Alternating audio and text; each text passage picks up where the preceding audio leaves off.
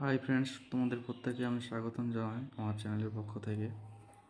আজকে আমি তোমাদের দেখাবো কিভাবে ফাইনাল এসআইআর লিস্ট 2026 ডাউনলোড করতে হবে।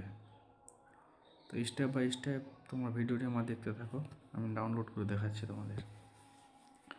প্রথমে তোমাদের গুগল ক্রোমে বা গুগলে গিয়ে সার্চ করতে হবে eci.gov.in। দেখতেই পাচ্ছ স্ক্রিনে লেখা আছে উপরে eci.gov.in। এটা সার্চ করার পরে প্রথমে যে অপশানটা আসবে,